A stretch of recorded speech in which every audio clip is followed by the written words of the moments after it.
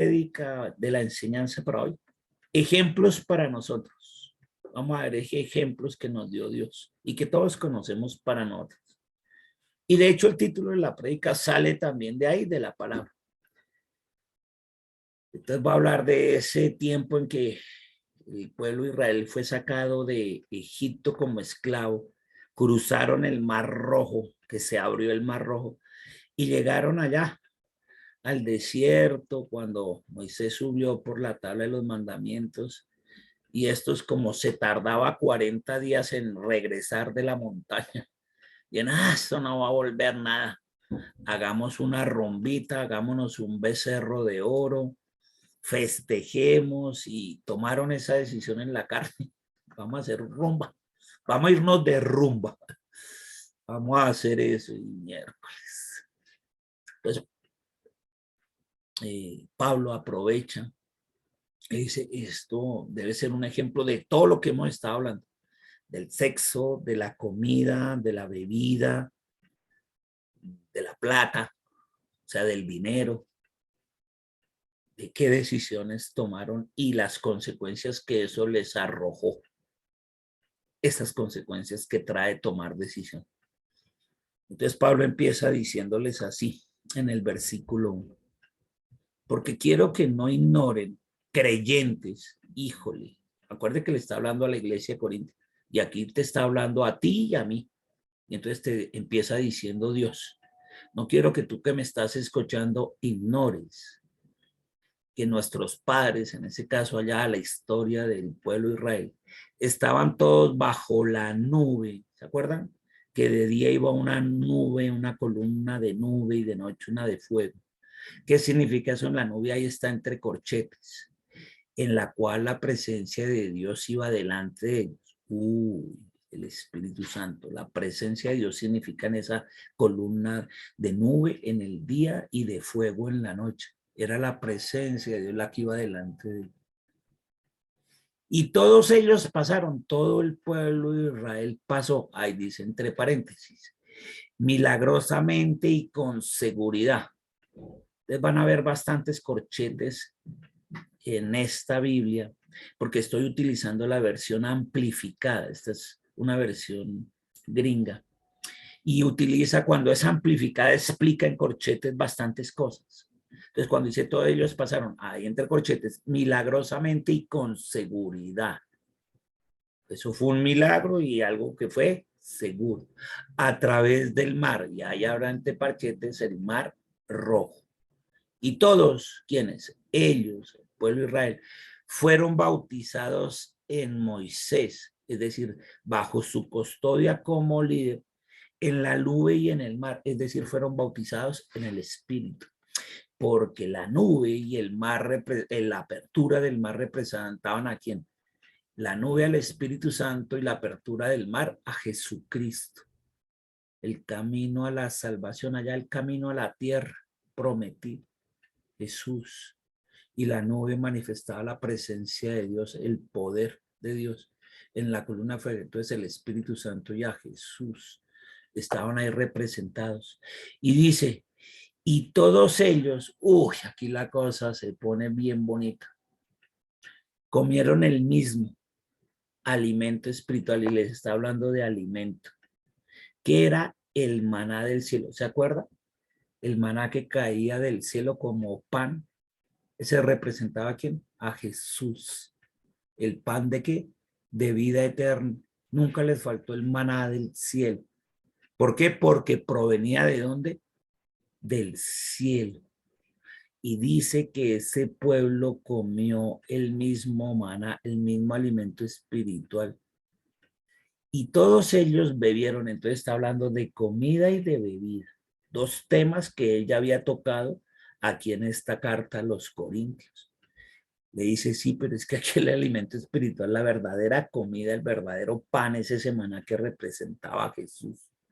Y todos ellos bebieron la misma que bebida espiritual, es decir, la de la roca, que representaba eso, los ríos de agua viva, el Espíritu Santo que iba a regalarnos Jesús, y le dijo, mire, lo que estaban realmente comiendo y bebiendo era alimento espiritual. Eso era lo que ellos estaban haciendo. Y aunque estaban bebiendo y comiendo alimento espiritual, no ponían en práctica eso. Mire, porque bebían de una roca espiritual que los seguía. Y la roca era Cristo. ¿Se da cuenta cómo la misma Biblia se explica a sí misma? Cuando usted oye hablar de la roca de allá donde sale el agua es Jesús. Y los ríos de agua viva, o sea, el agua que salió de esa roca representaba al Espíritu Santo, así como la nube, esa columna de día y de fuego de noche, y el mar rojo representaban también al Espíritu Santo y a Jesús. Y aquí lo aclara, la misma Biblia explica todo ella misma. Entonces, aquí es donde explica eso.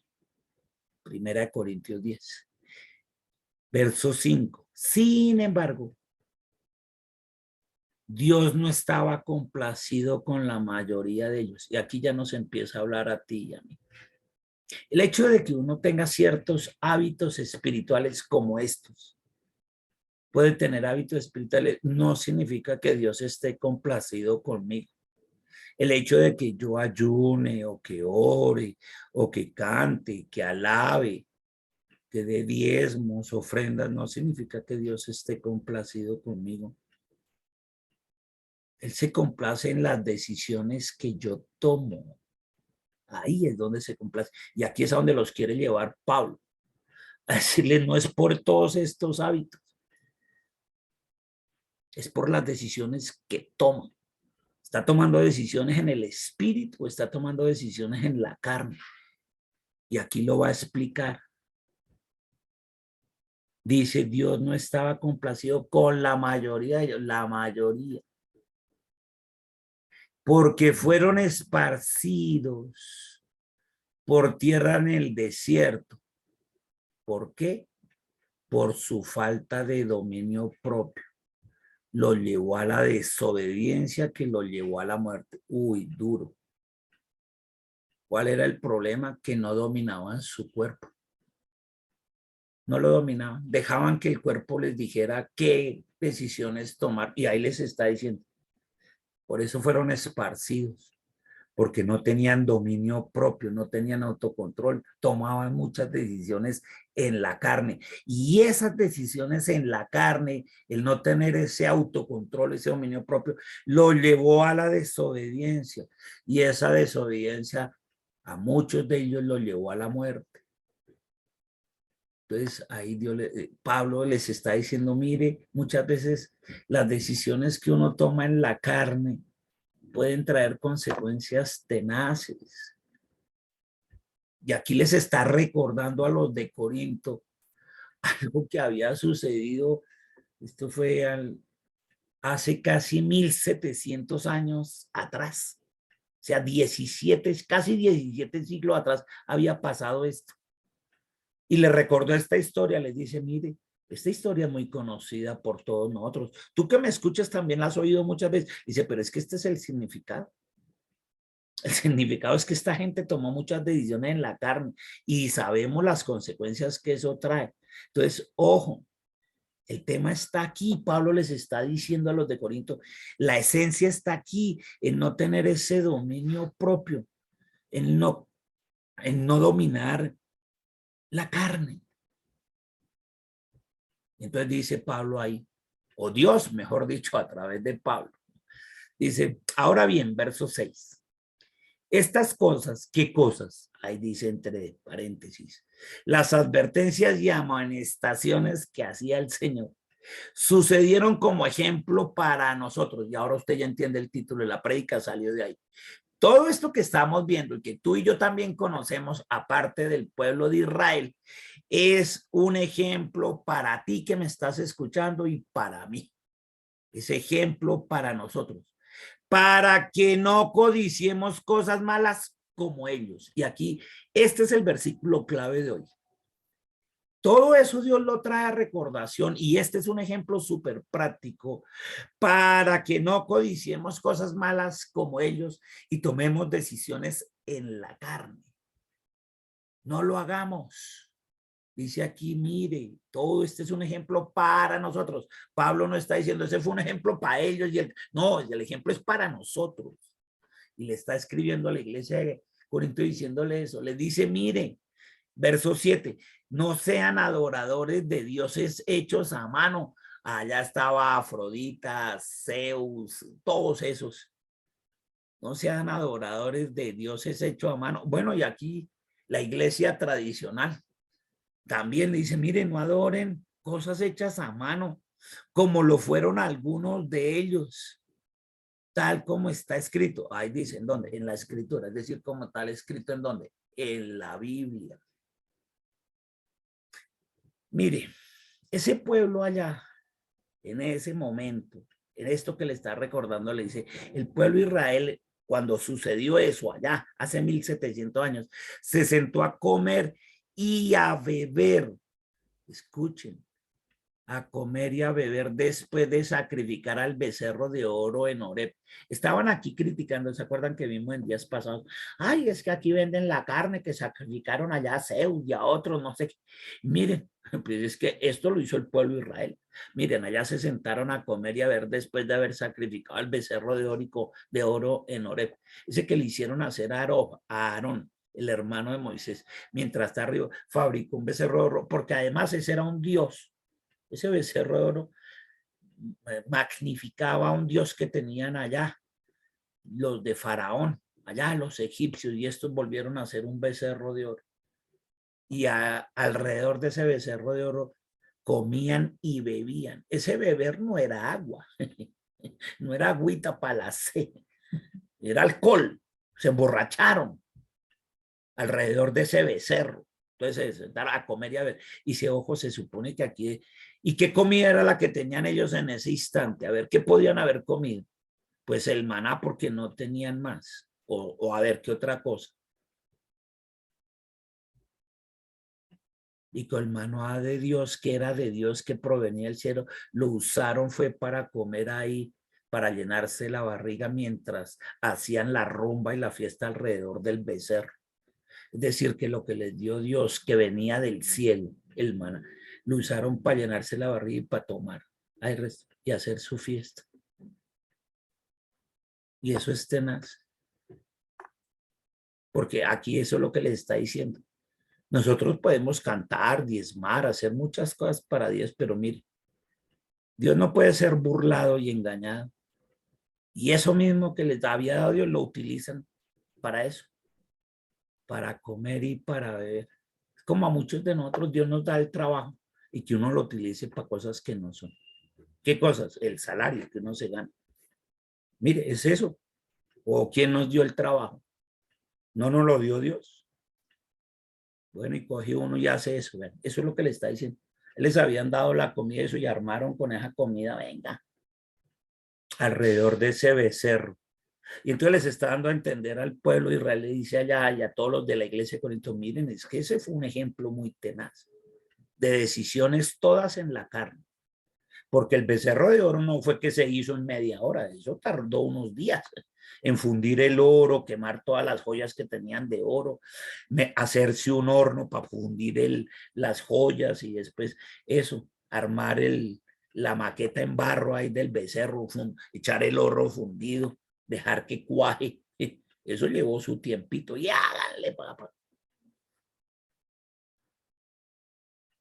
Y dice, después de eso que se sentaron a comer y a beber y de sacrificar eso alrededor de ese becerro, y se levantaron a jugar, entregándose a actividades inmorales.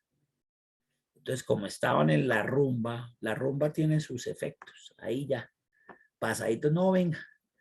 Entonces, este ya no respetaba a la mujer o a otras mujeres ahí. Y venga, empezaron a tener actividades inmorales. Lo que pasa normalmente en sitios donde hay el traguito y está de por medio. Ay, no, sí, bueno, nos rumbeamos, nos dimos unos piquitos y ya. Otros dicen, no, nosotros sí pasamos a mayores. No, fuimos a irnos por allá a un sitio escondido ahí entre materas. Ah, bueno, no, sí, a eso, actividades morales, es producto de eso. lo que llevó lo uno a lo otro. Y ahí les está diciendo, mire, entonces les está hablando de las tres cosas que ya les había dicho. Entonces les dijo, a comer y a beber. Ahí lo dice claro. Eso, él ya les había hablado aquí en capítulos anteriores de la comida y de la bebida. Actividades inmorales, les había hablado del sexo, les dijo, mire, esas actividades, eso ocurrió allá también, actividades inmorales, sexuales. Y les había hablado, el último tema era de la plata, y ese es el becerro. ¿De qué era el becerro? De oro. O sea, les está hablando del dinero, de la representación de la plata. Dijo, justo de las tres cosas que les he estado hablando, eso pasó allá, por si no lo habían notado. Les dijo Pablo a estos de Corinto.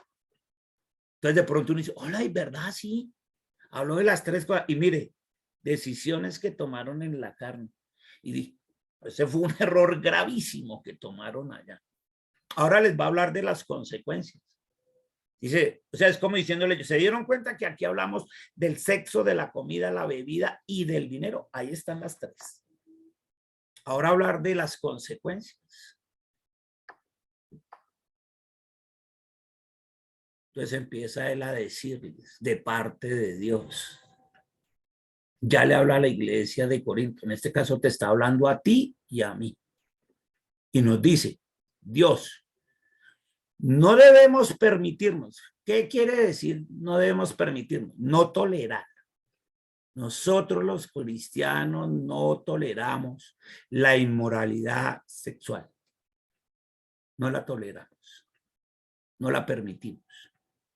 Como lo hacen algunos. Que mujer con mujer, que hombre con hombre, que esto, que no sé qué, que la orienta. No, no, no. Ahí dice claro. Ni la permitimos ni la toleramos. Ninguna clase de inmoralidad sexual. Ni que yo tenga relaciones antes del matrimonio y que la fornicación y el adulterio, nada de eso. Nada de inmoralidad sexual. No la toleramos entre nosotros los creyentes. Eso es un mandato de Dios, ¿verdad? No lo permitan, no lo toleren. Aprenda a dominar su cuerpo. Como lo hicieron algunos de ellos, o como lo hacen algunos. Dice, mire, y 23,000. Ahí habían salido de Egipto casi 3 millones de personas entre mujeres, hombres y niños. Casi 3 millones salieron de Egipto. Pero ese día, de los de la rumba, del becerro y todo eso, 23,000 repentinamente cayeron muertos. Así, en un solo día. ¡Pum! De esa fiesta, eran 23,000. Seguramente los que andaban en esa inmoralidad. O sea, 23,000 andaban haciendo lo que no debían hacer. Ese tipo de inmoralidad. Y les dijo, mire, inmoralidad sexual. 23,000 estaban en esa. Esos fueron los primeros. Los primeros fueron esos, porque después hubo, pero esos fueron 23,000 en un solo día. ¿Qué hizo aquí Dios y la representación del Espíritu Santo de Jesús? Entregó, como diría uno, de acuerdo a la carta de Pablo, esta misma carta de Corintios, en el capítulo 5, ¿se acuerda que ya lo vimos? ¿Qué hizo? Entregó 23,000. ¿A quién se los entregó? Al diablo. Eso lo dice allá, ¿no? Entonces, 23,000 en un solo día fueron entregados al diablo. Esos de inmoralidad sexual fueron entregados al diablo. Usted es el de la muerte, tome 23,000. Porque no, ya, en un solo día. Dice el verso 9. No debemos tentar al Señor. No tiente al Señor. Eso no me ha pasado nada. No me ha pasado nada. Entre paréntesis. Es decir, probar su paciencia. Mire cómo dice aquí la empleada. No se ponga usted a probarle la paciencia a Dios o a cuestionar su propósito o a explotar su bondad. Ninguna de esas tres cosas. Ni lo pruebe, ni su paciencia, ni lo cuestione, ni explote la bondad que él tiene con usted porque está todavía vivo. No se ponga a tentarlo, como lo hicieron algunos de ellos. Y fueron muertos por serpientes. Verso 10. Y no murmuréis, porque es que esa es la otra.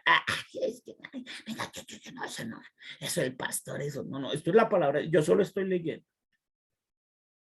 Y no murmuréis. En descontento injustificado, es que estoy descontento, yo no estoy contento.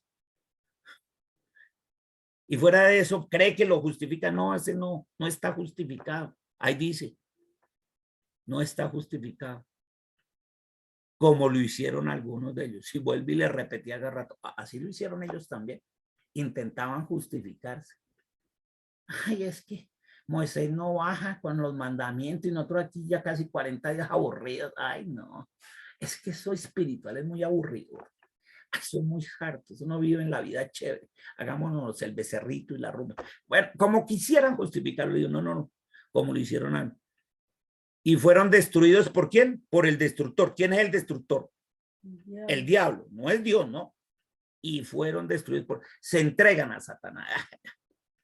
Ahora bien, verso 11, estas cosas le sucedieron a esa gente y la trae a recordación Dios como ejemplo y advertencia como para quién. Y ahí dice, para nosotros. Esto no es ejemplo de advertencia para otra gente.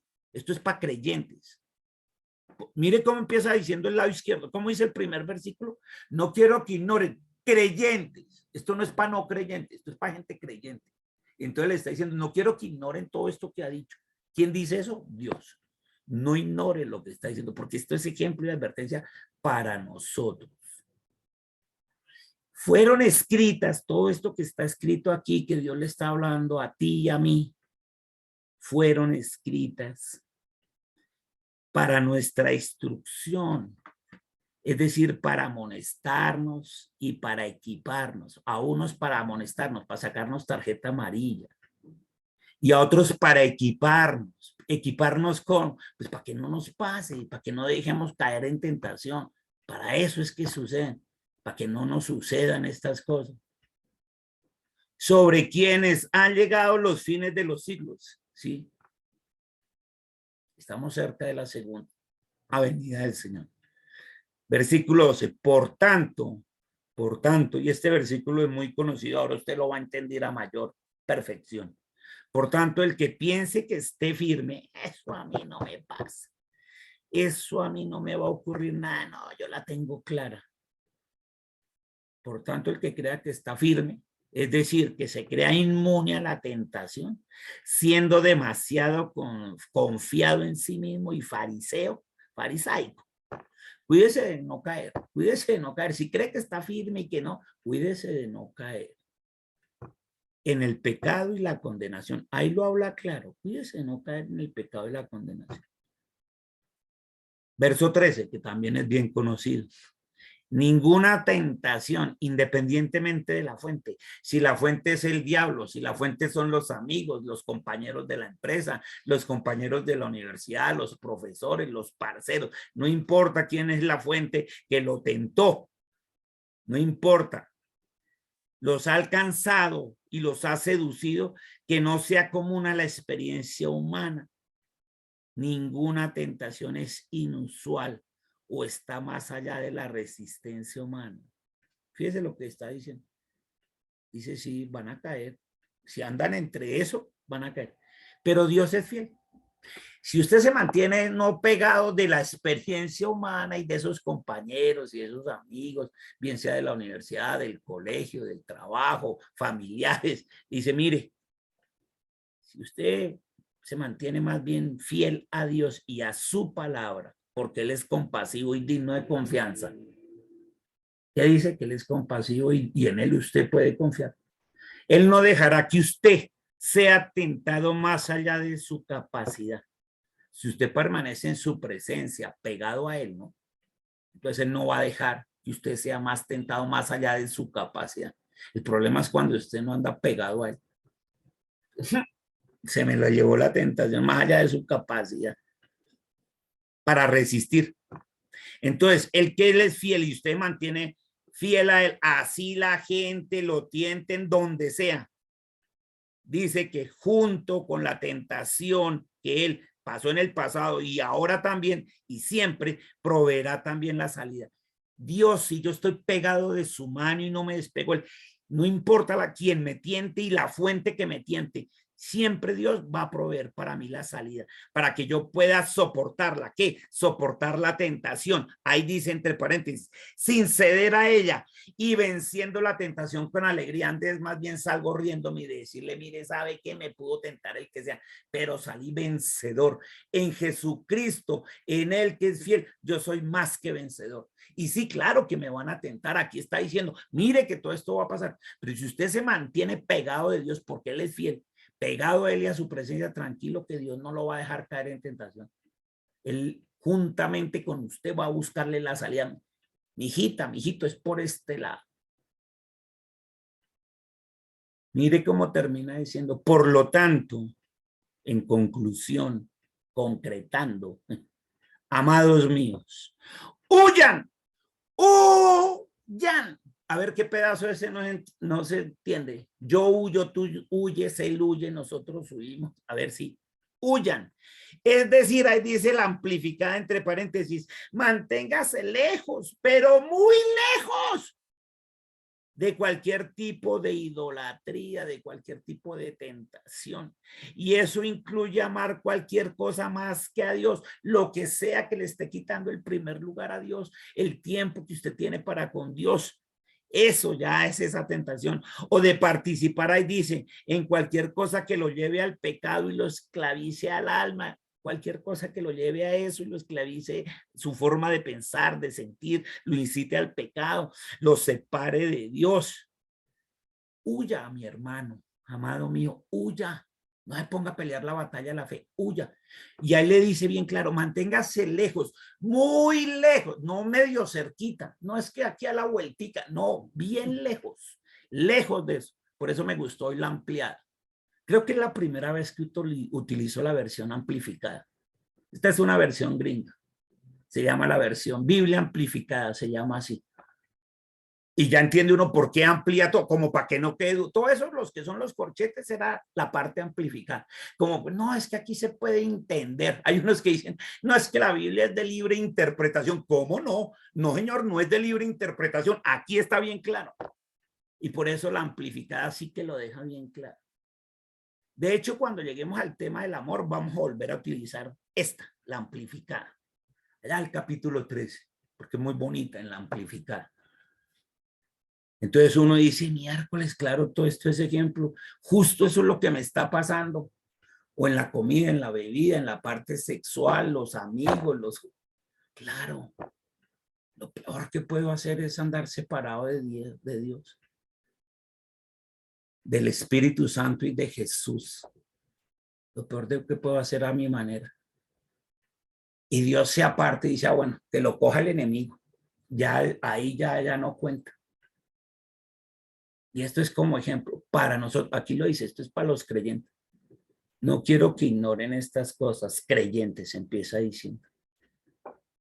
Y nosotros que somos los creyentes y los que no hemos ignorado estas cosas, estos consejos de Dios que son para nuestro bienestar, y vamos a huir, a mantenerlos lejos, muy lejos de la tentación y del pecado, le decimos a Dios que contigo para las que sea Dios, contigo con toda Dios, pero contigo en el nombre de Jesús.